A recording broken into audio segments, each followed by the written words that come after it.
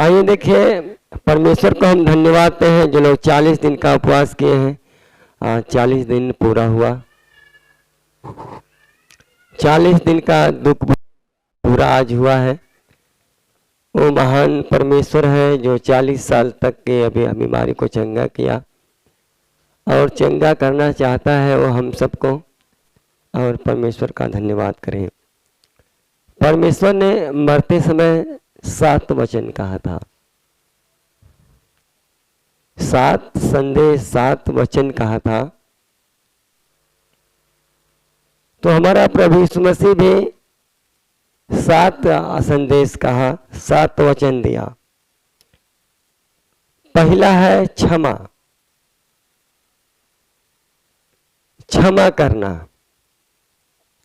क्षमा प्रार्थना, हम एक दूसरे को क्षमा करें। और दूसरा है स्वर्ग की प्रतिज्ञा। उन्होंने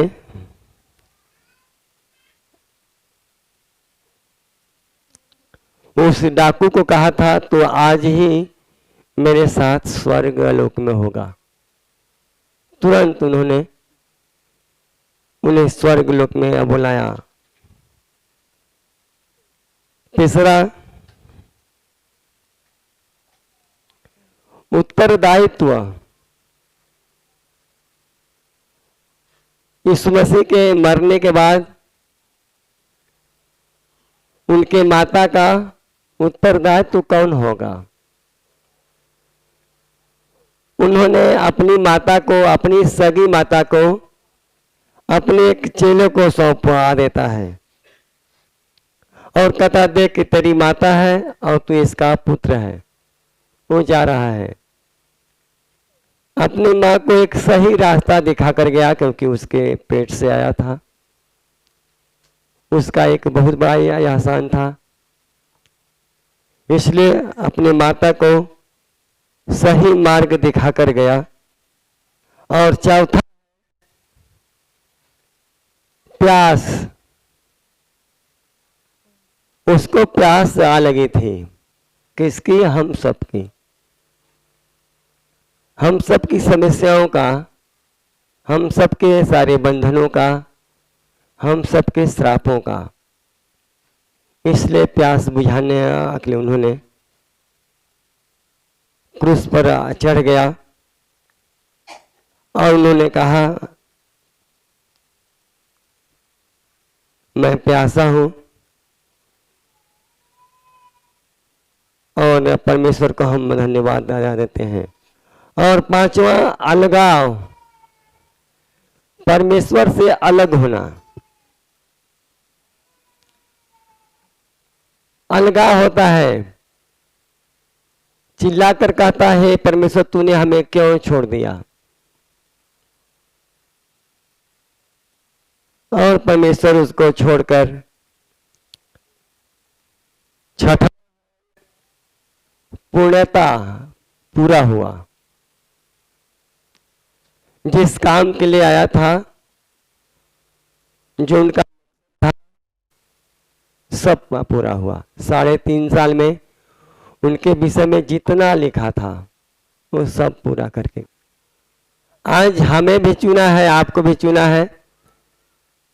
तो हम लोग भी यही करें, प्रभु जितना हमारे जीवन से चाहता है उसको हम पूरा करें। और 7वां है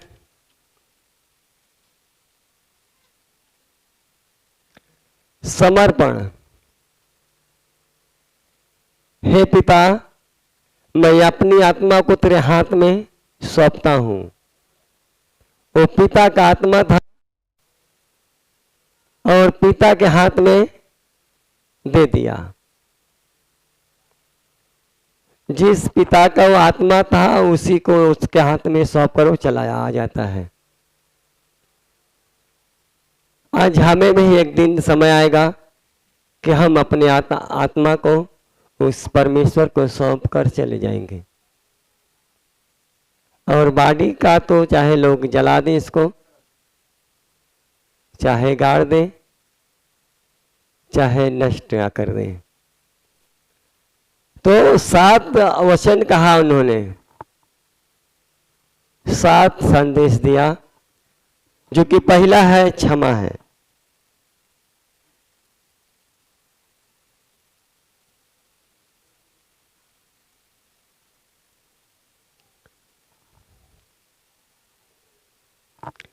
एक बार पुनः इन 7 वचनों को याद करते हुए उसके जन्म के समय की घटनाओं को याद करें। एक बार पुनः इन 7 वचनों को उसके जन्म के समय की घटनाओं को याद करें। उसके जन्म के समय क्या हुआ था और अब क्या हो रहा है। सारी घटनाएं पूरी होती जा रही है। जब कोई मरता है तो अपने प्रिय लोगों को पास में चाहता है, उनके लिए बोलता है, लेकिन हम यहाँ देखें, वह सबके जाने के बाद बोलता है। कोई भी लोग जब मरते हैं, जो सबसे ज्यादा प्रेम करते हैं उनको बुलाते हैं।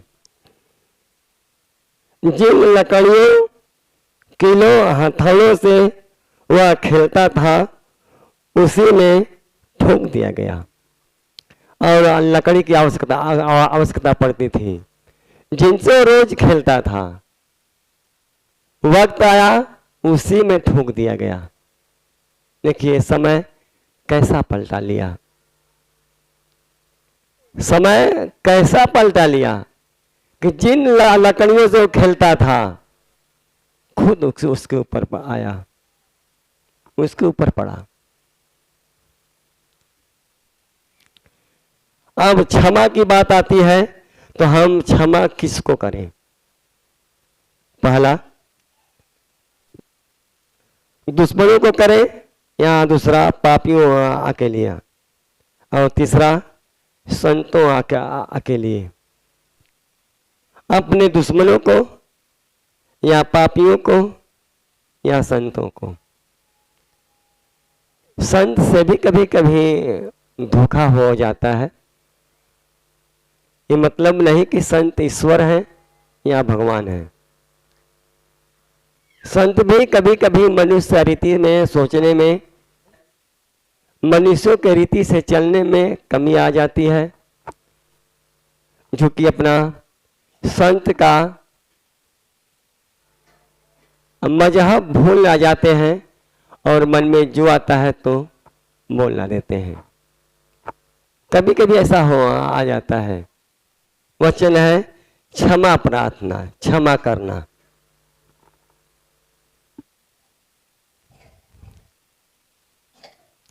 लूका 23 का 33 से 38।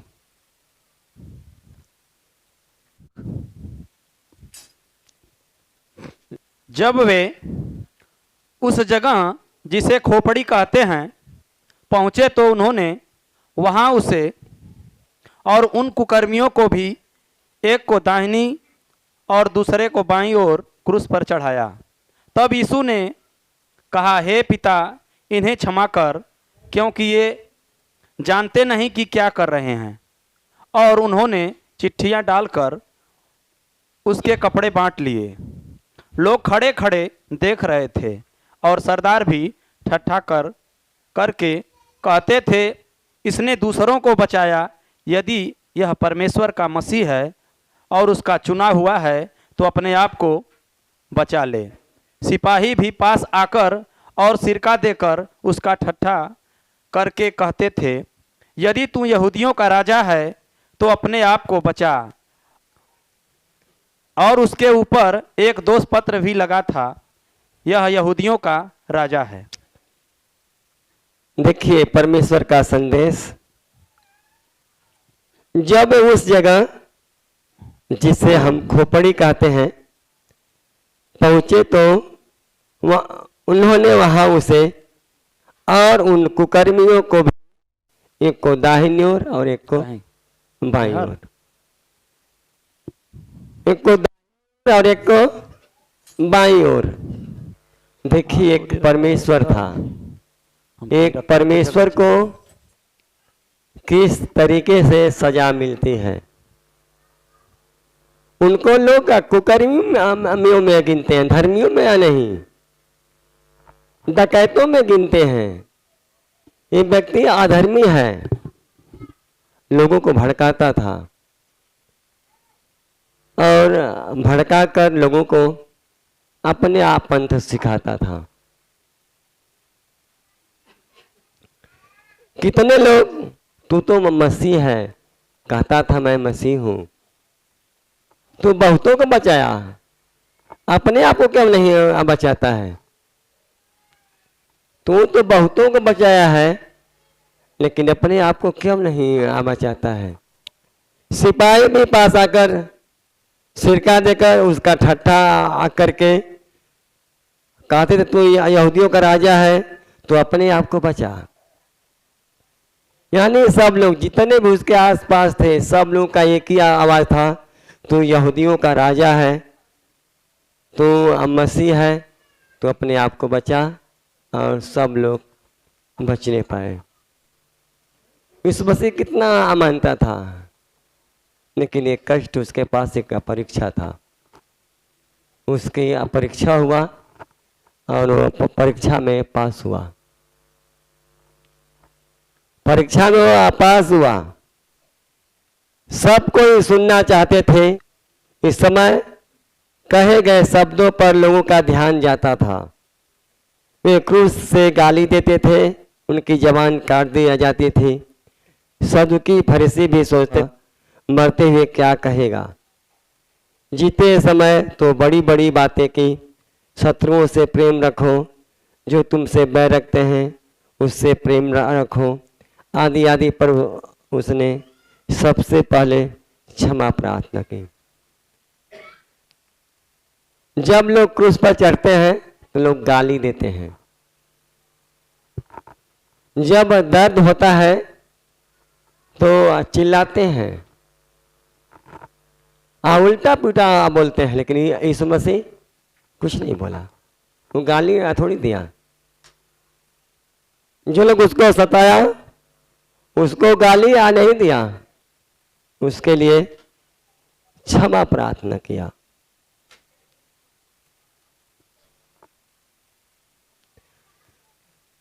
क्षमा क्यों करें? उनकी अज्ञानता के लिए क्षमा करना चाहिए। वे जानते नहीं थे कि क्या कर रहे हैं। यह उनकी अज्ञानता का पाप था, जिसे यीशु ने क्षमा करने के लिए प्रार्थना किया। वो अज्ञानता में पाप किए, उनको ये पता नहीं था ये प्रभु यीशु मसीह है और हम ये पाप कर रहे हैं। उनको मसीह की क्षमा से बड़ी कोई सुंदर चीज नहीं जिसे इन लोगों ने सीखा। इस मसीह के बहुत सारे अचेले थे, लेकिन कोई क्षमा करता है अपने लोगों को? लेकिन एक चेला था जो क्षमा के लिए प्रार्थना किया था। कौन था बाइबल में? स्तिफनुस था। वो चेला एक था। प्रेरित 7:60 में देखें,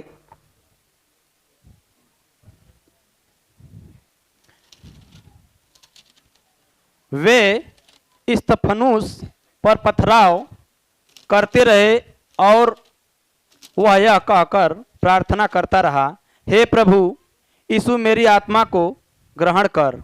फिर घुटने टेक कर ऊंचे स्वर से पुकारा, हे प्रभु यह पाप उन पर मत लगा। और यह कहकर वह सो गया। और कई लोग हैं, लेकिन ये सबसे मस्त चेला था। लोग मारते रहे, ये चेला सहता रहा और से पुकारा और कहा, हे प्रभु यह पाप उन पर मत लगा। ये जो लोग मुझे मार रहे हैं, ये दोष उन पर मत लगा, उनको आशीष दे, उनको छोड़ दे। इसी प्रकार से देखिए यीशु मसीह का चेला यीशु मसीह का सीखा था। आज हमें भी एक दूसरे को क्षमा करने की आवश्यकता है। क्षमा करें। इफिसियों 4:32।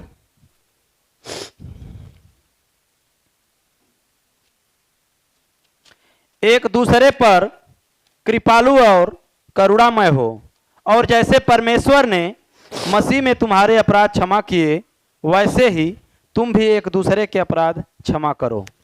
अब देखिए परमेश्वर की वाणी हमें किस प्रकार से सिखाता है। हमें एक सलाह देता है परमेश्वर, कूड़ मत, चिढ़ मत, कृपा कर। उसके पास हो सकता है बुद्धि कम है, आपके पास ज्यादा है, ये समझकर हम सह लें। कोई गलती अनजाने में करता है, अक्सर करके जान के करता है तो नुकसान होता है ज्यादा। अनजाने में होता है तो उसको क्षमा करता है लोग। कृपालु और करुणामय हो, और जैसे परमेश्वर मसीह ने और जैसे परमेश्वर मसीह में तुम्हारे अपराध क्षमा किए, वैसे ही तुम भी एक दूसरे के अपराध क्षमा करो। अब हमें अपराध क्षमा करने की बात कहता है कि हमें अपराध को क्षमा करना चाहिए। मर रहा था फिर भी वह हमारे लिए प्रार्थना कर रहा था। वो मर रहा था, मरते मरते भी हमारे लिए क्या कि प्रार्थना कर रहा था। वो ऐसा प्रभु है। हे पिता इन्हें क्षमा कर, क्योंकि ये नहीं जानते कि ये क्या करें। वो कहता है कि हे पिता इन्हें क्षमा कर, क्योंकि ये नहीं जानते कि ये क्या कर रहे हैं। जो लोग क्रूस पर चढ़ाए उनको कोई फर्क नहीं आ पड़ता है। आश्चर्य व महिमा से अनजान थे। जिन लोगों ने यीशु मसीह को क्रूस पर चढ़ाया, वो लोग इस दृश्य और आश्चर्य व महिमा से अनजान थे। प्रभु की महिमा को नहीं जानते थे। उन्होंने इस घटना में ज्यादा कुछ,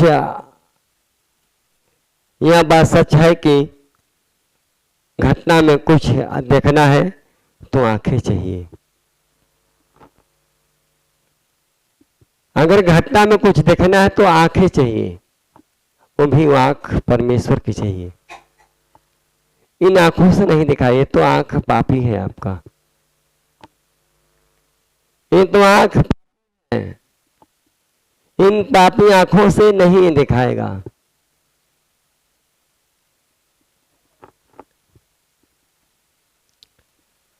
इन पापी आंखों से नहीं दिखाएगा। परमेश्वर को धन्यवाद देते हैं। दर्पण में जब कोई चित्र देखना है तो हमें वह वस्तु और विशेष प्रकार का कांच चाहिए। जब हमें अपने चेहरा को देखना है तो क्या चाहिए? कांच चाहिए, जिसे लोग शीशा कहते हैं या दर्पण कहते हैं।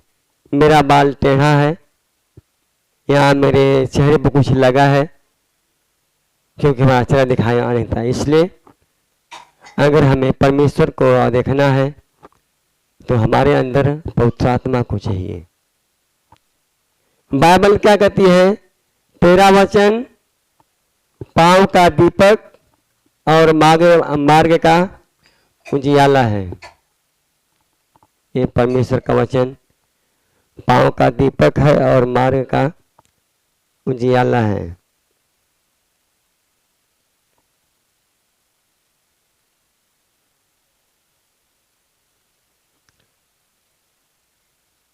पहला पॉइंट है प्रार्थना।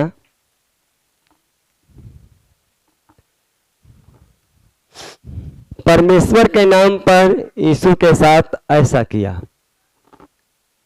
धर्म के नाम पर, जैसे आज आपका रिश्तेदार आपको छोड़ देता है कि प्रभु में हम किस सिद्धांत के व्यक्ति हैं। प्रार्थना यीशु की स्वाभाविक भाषा थी। प्रार्थना क्या है? यीशु मसीह की एक स्वाभाविक भाषा है, उनका एक जीवन ही प्रार्थना।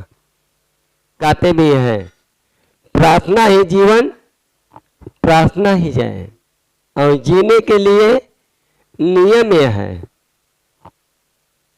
अगर आप जीना चाहते हैं तो आप प्रार्थना करिए, अपनी प्रार्थना को बढ़ाइए। ये 24वां घंटा परमेश्वर का है, लेकिन हम 24वां घंटा में अगर हमसे 2-4 घंटा मांगता है तो भी हम नहीं देते हैं। हम परमेश्वर से काफी दूर रहते हैं।